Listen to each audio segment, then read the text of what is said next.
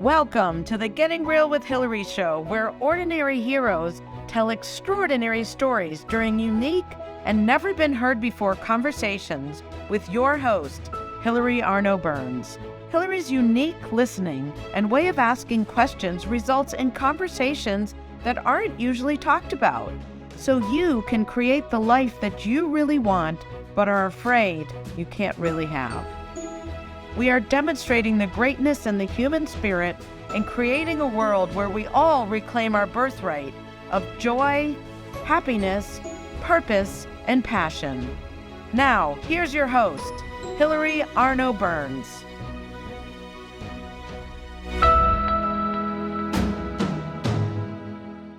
Welcome to the Getting Real with Hillary show, and today we have a very special guest. And before I introduce him, we're just going to watch 60 seconds of a video.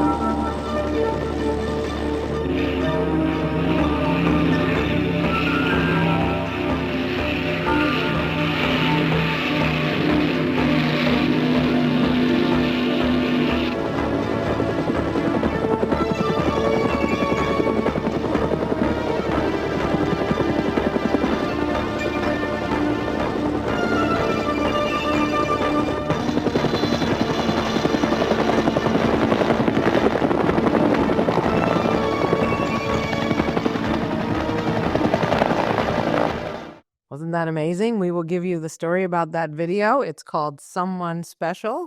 And now I'm going to introduce Marty Strong, who is a retired Navy SEAL of 20 years. He is the author of 9 novels and 3 business books and is a CEO. Welcome, Marty. Hello, Hillary. All right. So Marty, I'll just give them a little background. Marty sent me his book, Be Different, which is launching this week, that the interview is going to be aired. And I just read it. And this book, the subtitle is How Navy SEALs and Entrepreneurs Bend, Break, or Ignore the Rules to Get Results. So, and when we first talked, he said it's about people getting creative because we've kind of stopped as we get older. Kids are creative, right? And then as we get older, we get a little careful or something. So, do you want to tell them how the story about the film? Why not? Since they So Someone Special is the title of a recruiting film. It was the very first recruiting film when President Reagan became president. He wanted to expand some of the areas of the military, including special operations. So he directed that that the Navy create more SEALs and that the Army create more Green Berets, just like that, with a piece of paper, stroke of a pen. And I happened to be at the training center for the SEAL teams. I was an instructor. I was the chief in charge of the first phase of SEAL training, which is where all the selection process is. That's where everybody quits. That's where Hell Week is. And we hadn't had a recruiting film. There were no movies, there were no TV shows. Nobody knew what SEALs were. It was all classified on purpose. And we were brought into a room and they said, okay, all you senior listed SEALs, what are your thoughts? How can we entice and attract young people to join the Navy, one, and then volunteer for the SEAL teams? And nobody wanted to say anything because, first off, we're not supposed to tell anybody about the SEAL teams. And so all these people had at least 8, in a lot of cases, 12 to 15 years in the Navy. And so nobody wanted to do it at all. And the commanding officer kept trying, pushing. And finally, after a while, and that was a brand. So before then, it wasn't like you saw these fancy recruiting things. Nobody knew about SEALs. Nobody talked about SEALs. It was like a secret. And you only became one. Did you become one also from just being in the Navy? And then you went into being a SEAL? Right. And back then, most of it was word of mouth, either in the fleet where the ships are, or family members of SEALs, or it was in a very small community. There was only about, I think there was about 250 SEALs total in the Navy back then. Now there's like 3,400. And then there were what were called frogman or UDT, underwater demolition teams. And they all went through BUDS, and then they would either go to a SEAL team, which focused on jungle warfare, or they would go basic underwater demolition, SEAL training. That's the basic 6-month course that you start with. So all SEALs learn how to do all right. And all UDT frogmen in those days would go through BUDS too. And then we would split, and some would go to a SEAL Team 1 or SEAL Team 2 on the 2 coasts. Okay. And others would go to an underwater demolition team. And the underwater demolition guys would focus on beach landings and reconnaissance around the beaches, and the guys who went to the SEAL teams would focus on jungle warfare and kind of Vietnam era stuff. So the after the commanding officer after a while wasn't getting anything out of anybody, and it wasn't too long before that where the Marine Corps came out with a great commercial, completely different, because up to that point the volunteer military was all about see the world, get a college education. That's what all the commercials were about, right? It wasn't about what you're really supposed to do with the training, like go to war and fight as a warrior or not. And the Marine Corps came out with this commercial. I said, that's what we need. We need something that isn't about information, but kind of hits to the heart of a young person that wants to do something big, or, challenge, have to take a challenge that's difficult. And so then I realized why nobody else was saying anything. Because by saying something, the commanding officer had the one person in the room that had even any indication he might be interested. And so they put the project on me. And so I became the guy in charge of the recruiting film. Just like that, just from opening my mouth. So we ended up creating it. It was my kind of a side job because I was there as an instructor for 2 years. It took us about 6 months to film everything. The beginning, which I think you're going to show, is an attack. That's kind of get you fired up part. And then it goes into the 3 phases of BUDS, explains that with a narrator explaining it, giving information to the potential candidate. And then it goes into what you do in the SEAL team. So there's Arctic warfare, jungle warfare, desert warfare, all that. It's about 23 to 26 minutes, something like that. And that was the recruiting film, the only recruiting film for 15 years. It was translated like 26 different languages. So, but the point is that you raised your hand and spoke up when no one else would, because you had a vision, you had a dream, you saw something that would make a difference, and you opened your mouth, right? You could have been like all the other guys and not said anything, if that movie was the recruiting film for 15 years, obviously it worked, right? So you had an impact on the SEALs, even though it might have been annoying that they picked you for that. But really, you saw something that other people weren't willing to say. And that's what your book's about. That's true. And, in retrospect, having written a book about this very thing, I think I struggled against it because I realized as soon as I got assigned the project why all the other wiser gentlemen in the room had kept their mouths shut, because they knew where this was going. Somebody was going to get picked as an advocate or something. So the first person to open their mouth is probably going to be nailed with the project. But the other thing is, I didn't know anything about how to do this. I didn't know anything. I hadn't been writing books or anything. I was probably 28 years old. And back in those days, I had to go to the library to learn how to write a storyboard, a screenplay, not a script necessarily, and kind of lay the whole theme of the whole 23, 26 minutes, chunk it up, put it together. And every time I thought I had most of it done, I found I'd only done 2% of the project.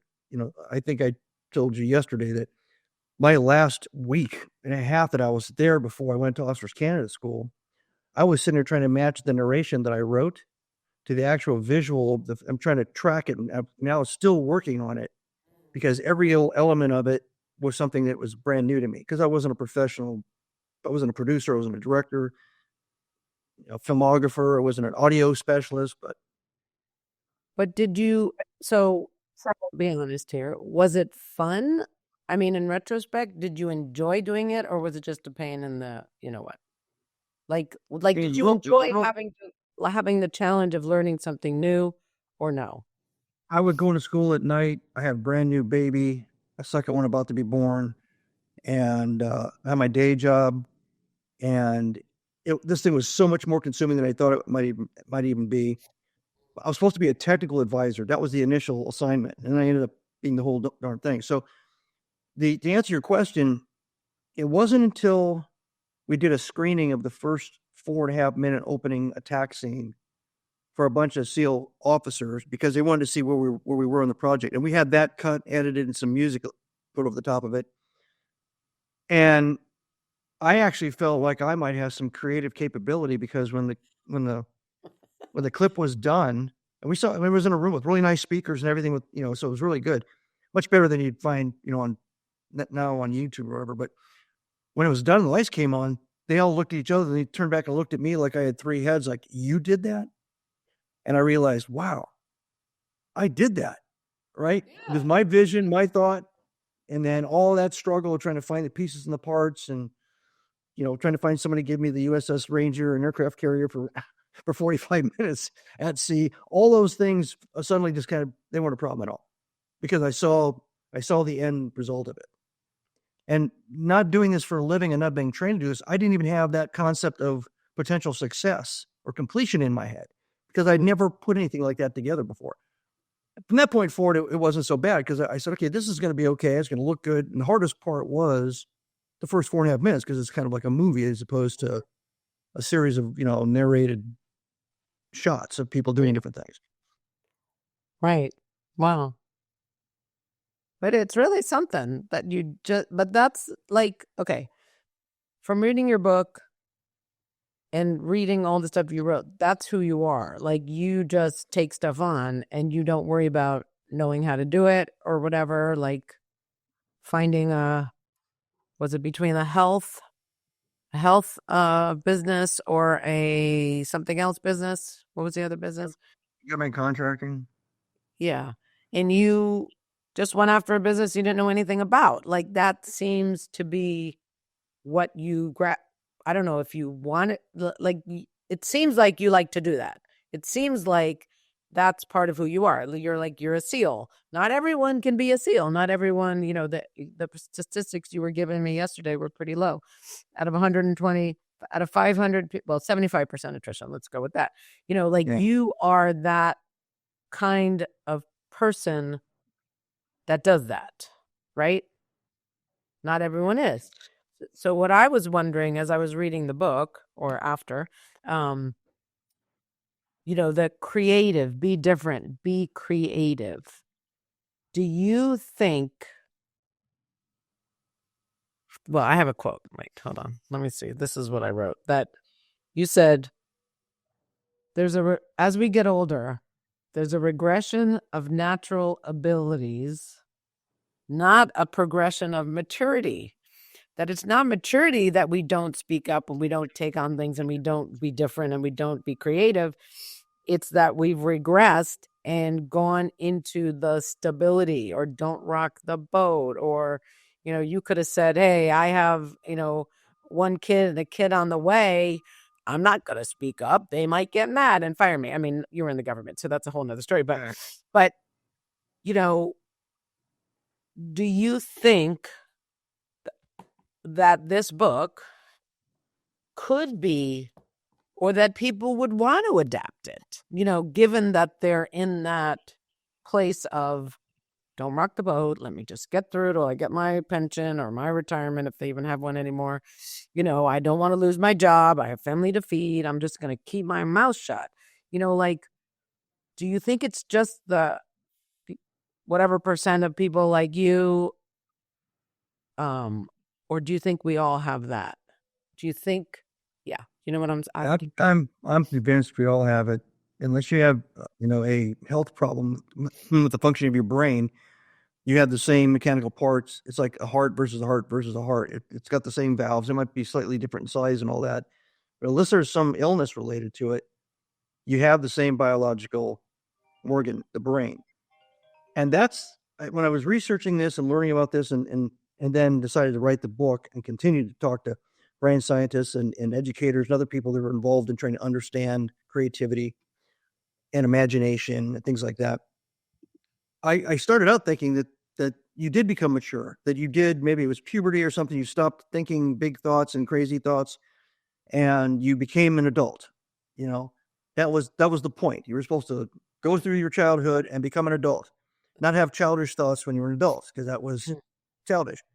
And that's how everybody talked. That's how all the people around you talked. That's how all the people in institutional authority, schools or churches or families, they're all trying to groom you to become that adult, right? And then you get into a job and they're all trying to groom you to become that mature professional. And for some reason, what got left out of that was thinking big and dreaming and being inspiring and having any kind of aspirations to grandeur other than average. And that was okay, because that's not supposed to be what you're thinking. That's not the way it happens. Once you hit, 17.5 years old, you're supposed to start acting like you're 72 years old. And so once I found out that the brain allows you to think this way, and I read some studies that showed that the real reason why 6-year-olds have a 98 percentile score on creativity tests and 4-year-olds have a 5% score. Wait, 4 or continually score. So it go 40. So it goes from 40. Okay. 6 years old, so you're in the top 90th percentile on scoring for creativity, like an aptitude for creativity. At 14, it goes down to 75%. At 24, it goes down to 40%. It's going to be 25%. And then when you're 4 years old, it's down to 5%. And this is a long duration study. And their conclusion was that it was institutional learning, education, and the social structures that were all come from the same institutions and the same formative influences that had crushed and smashed and pushed us into this compliant, obedient state of thinking. And that it was nothing mechanical. There was no reason why anybody couldn't be creative. And then when you throw the brain science in there, brain scientists go, yeah, so we've discovered there's these two switches, and one's a task-oriented focus switch, which allows you to focus on things. And ancient humans, they needed this so they could thread a needle, build a needle, create a needle out of a piece of bone, and do all these finite tasks. But then they had this other switch called the forager switch, which is a fancy way of saying looking for food. And it's also called the explorer switch. And that was the risk-taking switch. Because if you stayed in the same valley and you ate every nut and berry and killed every, living thing, eventually you were going to starve to death unless you got the gumption up to go over the ridge to the next valley. And you had to switch to the explorer foraging switch, and you had to start taking risks. You had to get out of your comfort zone. You had to go out and you had to find another place that was safe and was fruitful and would sustain the tribe or the group. And then you move them all there, and then you shift back to the focus tasks until and it kept going over and over again, which is why humans were able to live, invent tools, stay alive, and then would migrate wherever the food was, because if they had never had the audacity to actually take a risk, they would have sat there and just starved to death in that valley. So those two switches are part of our brain mechanics. And if you're 70 years old, 60 years old, 50 years old, so what happens? We get rewarded from probably around 10 years old-ish. You get rewarded for every time you act more adult and more mature, which means more task-focused. And you get penalized, or even maybe ostracized, if you try to act more carefree and inspiring and audacious and inspiring. All those things kind of bring this weird kind of negative reaction. I want to be a rock star. No, you don't. I want to do this. No, you don't. I want to be a painter. No, you. Yeah. Right. So when did you think that shifted?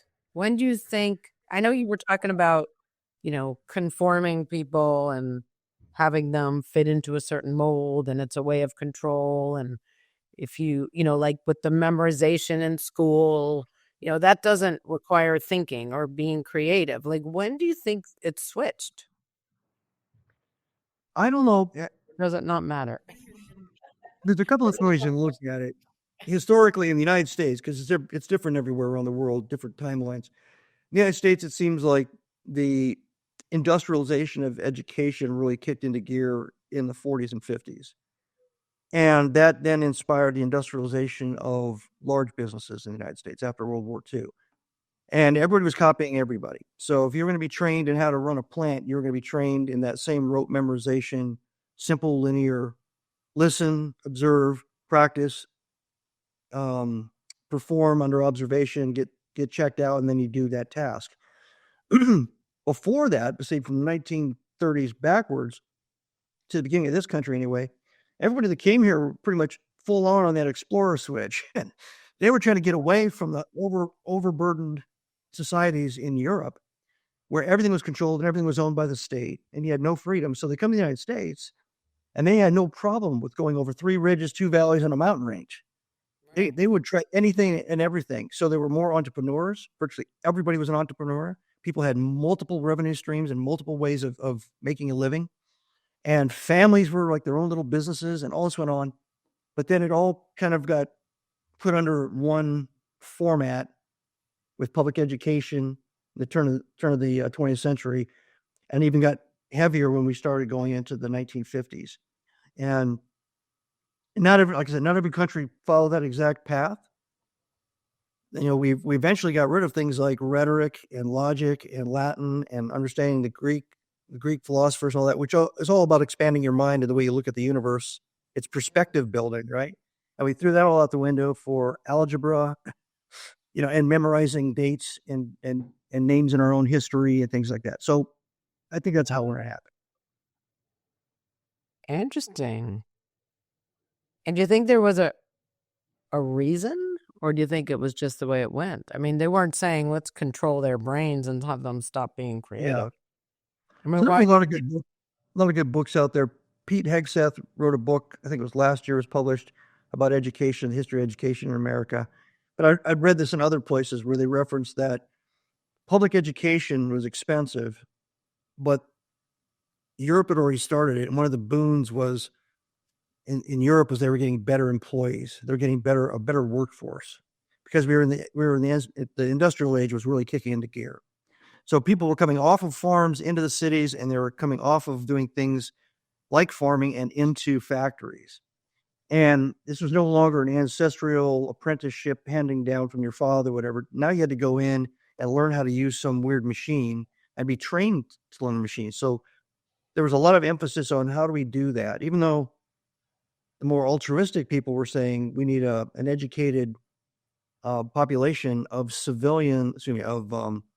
citizens sufficient to the level that they can make good choices when they vote, because that's part of the original promise of the Declaration of Independence and the Founding Fathers was if everybody's an idiot and for half a glass of whiskey they'll do whatever you say and vote whatever way you want, which was happening a lot in the early part of our country. That kind of negates the whole point of citizenship and the responsibility of citizenship. So public education started to pick up more steam because they felt that was a way of protecting the basis of democracy. And I think there's even a line, an educated or an aware citizenry is like the foundation of a healthy democracy. So public education helped towards that too. But there was a lot more civic information in the early days that's been stripped out. There was a lot more understanding of how the United States works as a government, works as an economy.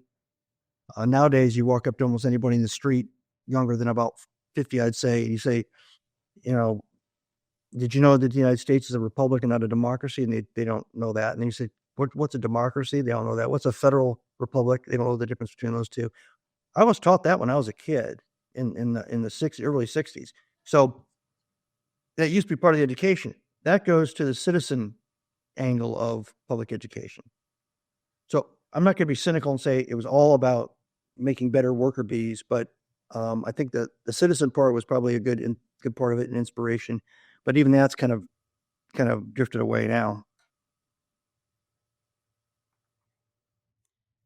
How does that happen, right? I mean, that's part of who our country is and all that. Like I'm just looking at how do we let it happen? How did it happen? Yeah. And what are we raising here? You know what I mean?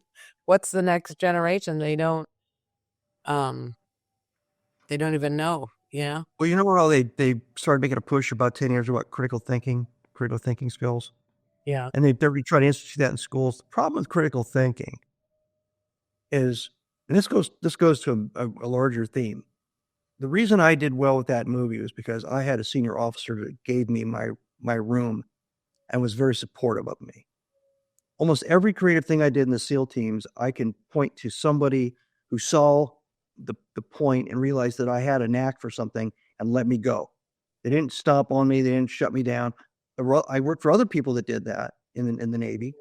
But whenever I was under somebody that was enlightened like that, which is the same thing you'd have to have in a company to start inspiring people to be creative at any age and all that, you have to lead from the top. You can't create an atmosphere where everybody's afraid to raise their hand. Otherwise, it doesn't matter how many books you read or how many podcasts you watch. But back when this concept of critical thinking started to be discussed, my concern was critical thinking means you have to see all angles. You have to learn all sides. And is the education system in the United States willing to talk about all sides? What's the positive of socialism? What's the negative of socialism? What's the positive of communism or negative of communism? What's the difference between communism and socialism? What's a pure democracy and why did they all fail? And what's the difference between that and what our founding fathers put together and why does that work?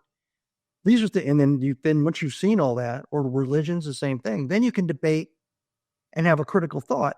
And critical thinking is really the ability to debate and weigh and have different perspectives. It's not about follow line of thinking. Yeah. And unfortunately, I think it was lip service because the education system, at least publicly, seems to be more and more about you have to learn what we say is important and you have to learn it the way we say you have to learn it. And if you want to be creative, do that on your own time. Right. I heard I think it was a Tim Ferriss interview with someone who was a master debater.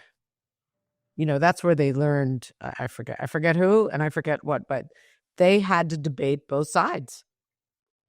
They didn't just learn one side. They had to defend both sides, which I think is so valuable, right?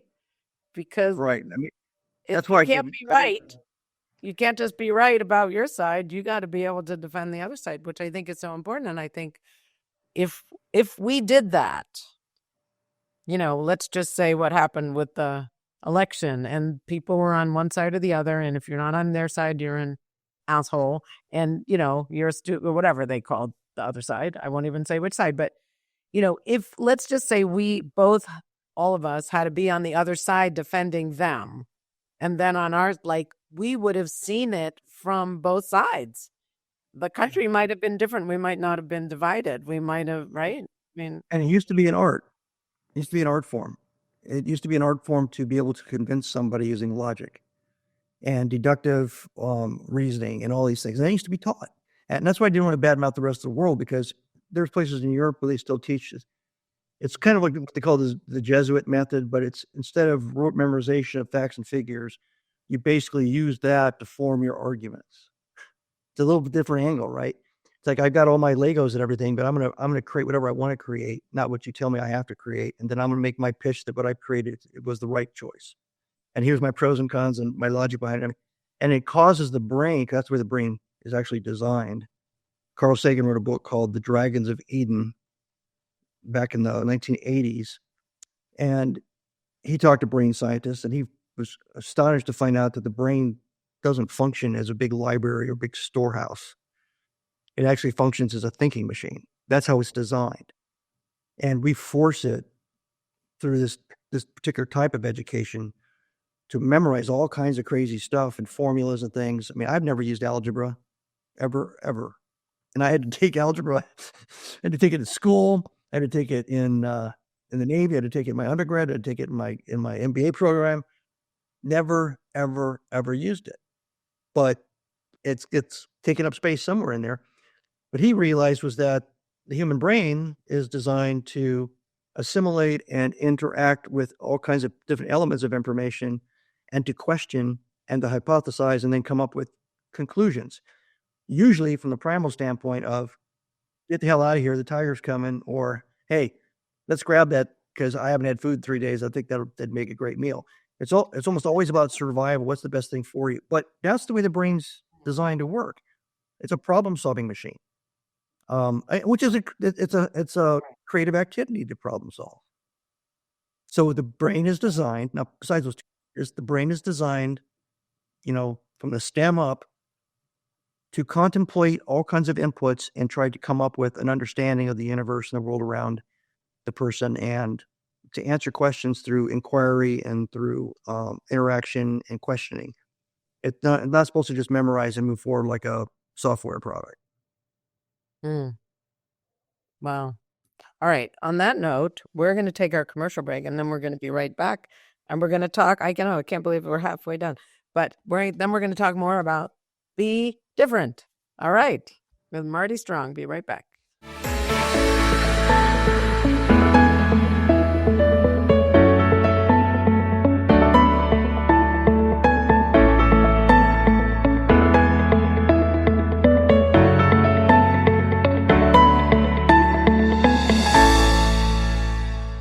Has social emotional learning become just one more thing on your teachers' plates? Do teachers and students both find it boring and ineffective? Then bring Kikori to your school. Kikori transforms classrooms through experiential SEL activities that help students play, reflect, connect, and grow. Even better, students say it's more fun than recess. Schedule a no-obligation conversation at kikoriapp.com/bringkikori. Kikori. Do you ever feel like you can't say what you really want to say? Or that you're stuck or in a holding pattern in your relationships, career, personal life, or finances? Are there things you want in life that you've given up on? Are you resigned that this is as good as it's going to get? If you answered yes to any of these questions, then Hillary Burns, host of the Getting Real with Hillary show, has the solution you need. Hillary is a published author of 3 books and has a program called the Getting Real Process. This process frees you from what is holding you back, allowing you to create a life you love. Don't believe it? It is hard to believe that it could work, isn't it? The proof is that hundreds of Hillary's clients have used the Getting Real process and are now free to create whatever they want in relationships, career, finances, enjoying life, or just loving themselves more. So go to realtalkwithhillary.com and order Hillary's book, Real Talk, and set up a conversation.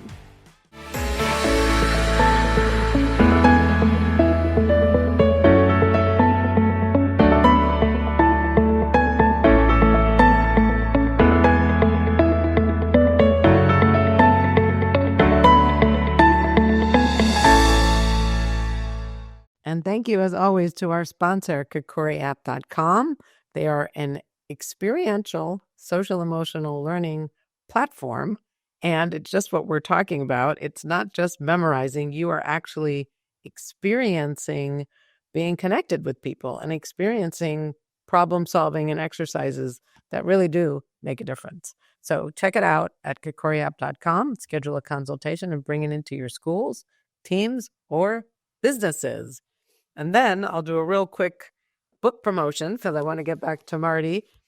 This is my first book, The Second Piece of French Toast. If marriage was my dream, why was I numbing myself? And you can find out all about it in this book.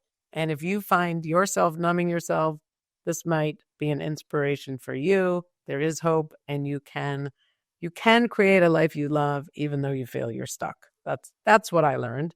And that's why I do this show, because it's a life I love. This one, Your Bullshit is Your Blessing, is all about the two sides of life as I found them, one where everything kind of sucks and the other side where life is fun, and how to spend more time on the fun side. So if you find yourself on the nasty side, check out this book. You can find them all on Amazon. And this one is about speaking up.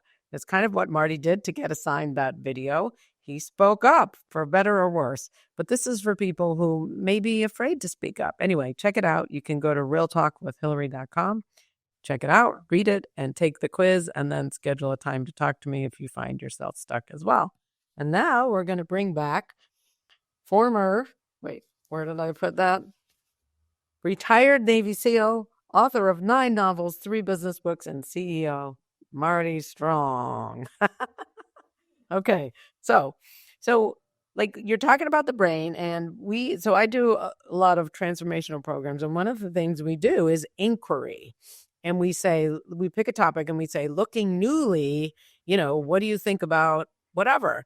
And it really is hard to look newly without taking all your past and, having it be, without having your past there and all your opinions and stuff. Looking newly, putting all that stuff over there, what can you see? And it takes something, but it's like a practice. But it's fascinating when you can actually do that. So what would you say to people? I was actually looking, because we were talking yesterday about, the voices that stop us from speaking up or stuff. And we were looking at contribution, and I said, I'm just afraid to really accept that I make a contribution. And it's some, young conversation. And the person I was talking to said, well, I have that too. And she said, maybe that's not a personal conversation. So maybe what stops us is not personal, but it is what we've inherited in school with the memorization, with, don't do that, Johnny, don't do that, don't be angry, don't be this, don't be that. We've been taught that, we've inherited it. And how do you think we could be different? How do you think, when we've been taught to survive, and I'll eventually stop talking and let you answer. How do we set aside our survival mechanism, like our kids to feed or this or that, and allow ourselves to be creative? And now I'll mute myself so I stop talking. Go ahead. So, I have a practical day job, and in that day job, I'm managing people and money and outcomes, and I report to a board, and there's private equity guys on the board, and so they're asking their questions. So it's kind of like, SAT time all the time. That part of it's not very creative, but when people talk to me and ask me questions about creativity, innovation, inspiration, all those types of things, in solving problems, in dealing with a challenge of some sort, I kind of codified it, put it in the book. I have a 3-step process. So the first step kind of addresses what you were saying, Hillary. The first one's intellectual humility. So the way I describe intellectual humility, step 1, is that you have to get rid of and release all the great stuff and all the bad stuff that you have in your baggage tray up there. So an example would be, you just got a bonus, you just got a raise, you were just noted in an article in a major magazine in your industry, and so you're all fluffed up and happy and feeling like you're on top of your game, and you've solved 2 or 3 projects, and everybody's like, you're the man, you're the woman, and that's on the reward side. What happens if you step into each engagement of a challenge? You walk in the room, somebody goes, we got this problem. If you step in with that mindset, you already have a built-in arrogance based on your past success story. So you're going to start using formulas and football plays and methods immediately, responding because you feel confident and comfortable because it worked yesterday, it worked 10 years ago, it worked 5 years ago, and you're just going to play. You're not going to listen. You're not going to look around. You're not going to try to learn anymore. Why should you, right? It worked before, it's going to work now. On the negative side, it's you just went through a divorce, you wrecked your car, you didn't get your bonus. Not only that, you were put on the probation list. You might even lose your job, and you walk in, and so your attitude is you don't want to take a risk, you don't want to take a chance, you want to just roll over with everybody else's opinion because you don't want to have ownership and accountability because you feel like you have no sense of control anymore. Right. So both of those have negative impacts on looking at a challenge. It colors the way you look at it. So the humility part is basically clear all that stuff out and allow your mind to do the next step, which you can't do unless you're humble. And that is to be intellectually curious. And the way I define that is, if you wrote down on a piece of paper all your sources of information, whether it's in your job or in your life, and you wrote them all down, you'd probably be amazed that there's not that many sources. If you put down the names of the people that you ask for advice or you go to for support in a question that has to be answered, again, you'll find that it's not very many people. Well, that's your little universe. That's what you've created, and it's comfortable, and it's very narrow. That's not curious at all. Curious means you blow way outside of those barriers. You go and talk to people that you've never talked to before. You engage people in maybe industries that have nothing to do with your industry. You engage people in You look 360 degrees for insight, information, inputs. You talk to the lowest level employee about what they're seeing, if it's something to do with the company. You talk to the clients that you've never talked to, because there's 3 layers of people between you and talking to a client. You do all of that. You watch webinars, you read books, whatever it is you can do, until you've in the time that you have allotted. And then you say, okay, I've absorbed all this information. I have not made a conclusion because I'm humble and being curious. I have all this information sitting in front of me, all this insight. And then the third step, which is being intellectually creative, because you can actually be intellectually creative. You can function and make a constructive set of decisions and choices with the best information you were able to gather from all the different sources that you entertained. And you did it with a mindset that didn't include either a negative sense of failure or abhorrence of risk taking, or an overactive ego thinking that you're the answer to everything. And you practice that with every single solitary challenge that comes your way. If you practice it all the time, personally and professionally, I guarantee you, within about a month, you'll find yourself calmer when the challenge hits you. Your people will start realizing he's going to say, okay, I need to know this, and that. And has anybody talked to this? Has anybody talked to them? Has anybody looked into this? I'm going to start coming with a lot of that input already, because he's going to shift to that 360 curious mode. And I want to be prepared for that. And then they know what that leads to. A wide open whiteboard discussion of how are we going to solve this thing? How are we going to reimagine, reinvent? And it works. Those are the 3 steps. I was clear on that. Can you give an example? I can give not a specific example, names and all that stuff, but so I'm a CEO of a healthcare company, and let's say that there's a decision or concern about an employee's performance, and it's a high-level employee, so they're a key employee, and there's been some altercations, there's been some psychological exchanges, negative, between some of my leaders and this employee. And I walk in, it's a Tuesday, I'm having a good day, I finished a workout, and I walk in, and the first thing that's thrown at me is we need to let them go. This happens a lot with business leaders and business owners. We got to let her go, let him go. And it's very firm, it's very definitive, and it's, case closed. And you can say, well, I trust you, and I trust your judgment. And you say, okay, so I've always trusted you in the past. You've always been good at picking whether they should or shouldn't stay or whatever. And so I'm just going to say yes, because I've never been burned in the past, and I'm just going to go with your flow. Now, that could be a way of demonstrating loyalty, but it's definitely not using those 3 steps I talked about. And so what will get you in the 3 steps, and in this situation, what it gets you to is you ended up repurposing, right? In our case, we ended up repurposing this person for a slightly different job function and focus, groomed them and mentored them over about a 6 or 7 month period until they hit their stride, because they were smart enough to take on almost any task given enough time to become proficient at it. And now they're kicking butt. Now, that's a different outcome than if I walked in on a Tuesday before I even got my cup of coffee and said, yeah, whatever you want to do, I trust your judgment. So we still trust that person's judgment. It's just, let's go through this process of making the best creative decision. And what was the problem, like, with the person? Was it just personality? Like, it was a change of leadership above the person, and that person felt like they had autonomy, and they were being kind of held in check, rightly, wrongly, whatever. They hadn't been used to that for a couple of years. And so there were sparks flying and everything. And, once people start doing that, tit for tat, and next thing you know, I've got a grudge. I'm gonna move that up the chain of command, and all of a sudden the whole chain of command wants to be loyal. So everybody's got a head of steam. They come to you and they're like, "Go on, right?" And that wasn't the right way to do it. Now, being objective is a good trait for a leader, or for a parent, or for a spouse, because you walk into your house and you have the same thing. Something's happened, and you've got all this stuff in the back of your mind from work or for whatever happened, a bad drive, and you don't react with a clear mind. You don't react with a humble mind.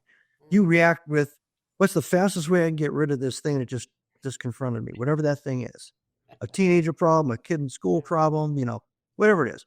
And it's not really using your brain. Your brain is capable of sitting, studying, thinking through things, and coming up with fairly decent choices and decisions if you let it. It also lowers the stress if you have that methodology, especially if you make a couple of really bad knee-jerk decisions. You realize you own that too.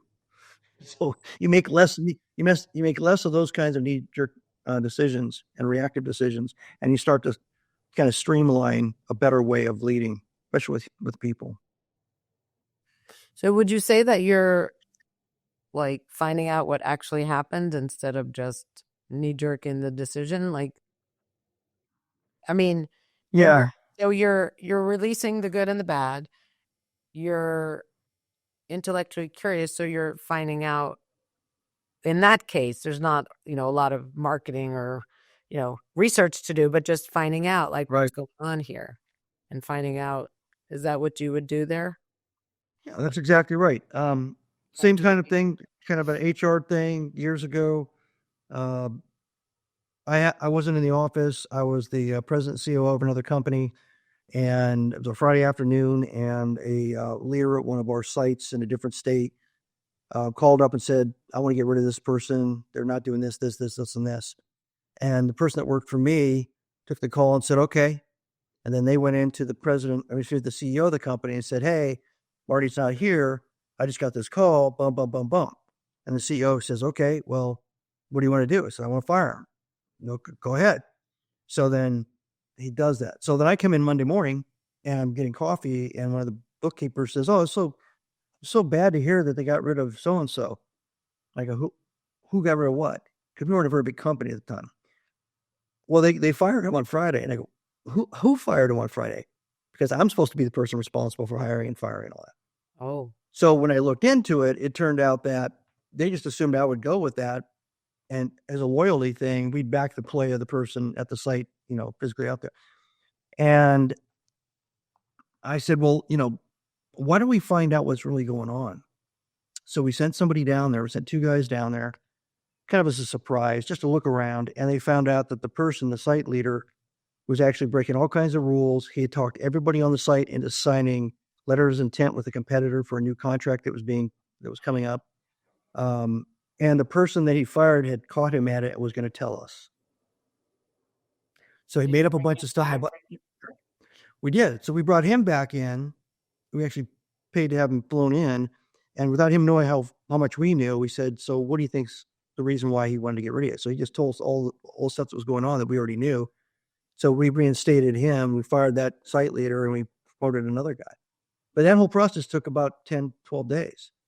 And so the right answer required some thoughtfulness, some inquiry, some open-minded, inspection and curiosity. And then you got confirmation because you did all those things the right way. So the first one probably would have been a normal function in most companies. This leader says, get rid of him. This leader says, I'm back in his play. This leader up here has hiring and firing authority. Goes, whatever you guys say, I'm going to back you. But I just know from being in the Navy for 20 years and then being in business that the power to hire is a small power. The power to fire is a big power. And some people can get a little bit consumed with that power. And they don't think their way through and what they're doing to somebody in their life or to the organization. All the training and time and stuff that you put into that person. Now you've got an empty spot. You got to start from scratch. So that's probably the best immediate example where a challenge like that. But there's other things you could use that are mechanical challenges, financial challenges, etc. Wow. Woo. All right. So what else do you want to say? We got like 5 minutes. Anything you want to bring up, or you want me to go to my questions, or? You can go to your questions. All right. I have one going way back. How did you, if they weren't recruiting for the SEALs, I think you enlisted, right, to escape? That was part of your escape. You enlisted in the Navy. How did you end up in the SEALs? So I went to a shopping mall in Omaha, Nebraska with some friends of mine to join the Marine Corps. I saw a video of guys going up and down these hills with big, huge backpacks on. I chickened out. I went over to the Navy guy because my dad was in the Navy for 4 years during the Korean War. I got his card. I eventually signed up with the Navy when I was 16 to go in when I was 17. And I was going to go in to be the same thing as my father. My father was a radar operator. So I was going in. They changed the job a little bit. So it was radar and air traffic control. So I was going to go and do that. I went to the school. And when the school was over, I graduated top of my class. So I got promoted. I got pickup orders. So I picked a ship in the Mediterranean because I wanted to see the Mediterranean because I like history. And there was a big storm hitting in Chicago. And I went up to get my orders and my tickets. And the guy read off my orders and he said, report no later than 07:30 tomorrow morning to underwater demolition SEAL training, Coronado, California. And he handed me the orders and my records. And remember, I'm 17 and So you never went to the Mediterranean? You never made. So they just picked you for it. They just picked you to be. It was a mistake. It was a mistake. They weren't supposed to pick. The radar air traffic control was what was called a restricted job. So, because you had to have real high scores and everything to get into it. So they weren't even allowed to recruit for the SEALs from that particular job in the Navy. So I got to the airport, called my dad. He said, well, I read the orders to him. He said, well, Dad, well, son, it's the Navy. They call them orders for a reason. So get out there and find somebody and tell them there's a screw up, because there's obviously a screw up. I got out there, I found somebody, and they talked me into volunteering. And that's how I did it.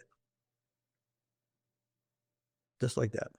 Wasn't that hard to talk Marty, a 17-and-a-half-year-old Marty, into much back then, especially if you were a high-ranking, instructor at Buds. But did you know what they were? Did you already know what they were? No? No. What's it? It's a good fit. Yeah. That was like. You made it sound like it was a big sports team, like. He's asking me questions. Well, did you ever play sports? Yeah, I played football. Can you swim? Oh, yeah. Blah, blah, blah. And he goes, oh, these guys were like your coaches. If you screwed up, did they punish you? Yeah, I had to run laps or run the stadium stairs. Oh, yeah, they'll be the same way. No big deal. Yeah. So. Wow. That was. You had to go through the whole course and pass it. Oh, yeah. Right. Yeah. Just get in. So how'd you do that? How'd you do in that course? Were you number one? I was fine. No, I actually we had 4 officers. I think academically I beat one of the officers. We only had 13 graduates of that 126 starting class. I was the very worst runner in the class on day one. I was the very worst runner in the class graduation. So I was average at pretty much everything else. I probably did a little bit better academically than most, but yeah. And then I saw my dad in Grosse Pointe, Michigan, where I graduated high school. We had a beer in a bar, and I was trying to tell him what SEALs were, because I had orders to SEAL Team 2. He had no clue what I was talking about. I said, well, they're kind of like the Green Beret. Still really didn't know much what I was talking about. And then I said, well, it's like frogmen. He goes, what? We had frogmen on my destroyer in the Korean War. I know what frogmen are. Okay, there you go. That's what I am. I'm a frogman. And that made him happy because he understood what that was. Now, what happened to the other people that didn't make it? Did they just go in the regular Navy? Like if you didn't... ate them. You ate them? You're good. That's a great protein source. We sucked in all their fear and turned it into power. No, where do they go? Do they go just back to regular Navy, or do they just get out? Yeah. Yeah. Okay. Well, nowadays they can get out. There's a different kind of deal. If they quit or whatever, they can get out of the Navy altogether. Back in those days, you went to a ship for the rest of the time you had in 4-year hitch. So, yeah, and they also whisked them away. As soon as they quit, they got out of the compound and over to the other side of San Diego Bay, and you never saw them again. And we didn't have internet and emails and all that. But they were snail mail. Maybe they were. So if you didn't exchange like an address with somebody, you never saw them again. That was the end of that. It was it's kind of spooky. Yeah, that's crazy. All right, so we actually have to wrap up. This has been a lot of fun. What would you like to say in closing? Like, what's your vision for your book? How do you want to make a difference for the world? Yeah, so all 3 books have a different point The first one, Be Nimble, was about leadership under crisis. Some of the things we've already talked about, how to deal with all these internal and externally driven stress events and lead through it. And the second book, Be Visionary, was about creating a vision and then converting that into an actionable strategy. Be Different was different in that it is applicable, but it's also applicable to personal life. It's not just a pure business focus, but it's about how to understand what we've been talking about the baggage and how to get past that, and then how to reignite and relearn how to be creative and inspirational, and then basically how to use that in an organization to improve the organization. So first half was kind of the setup. The second half of the book is functionally, how do you apply this to make a difference and make things better? Yeah. Well, thank you. Thank you for writing it. There's so many more questions I wanted to ask, but oh well, we're out of time. So I have to ask you off the air. All right. Well, thank you, Marty. It's been a lot of fun. Bye, everyone. Oh, thanks. Thanks, Hillary. You're welcome. Thank you for watching this episode. I started getting real with Hillary when I discovered that I was a people-pleasing, pleasant phony and wanted to be more of my real self. We can grow together if you will like the show, subscribe to my channel, and share this episode with your friends and family so that we can have a world that's more real.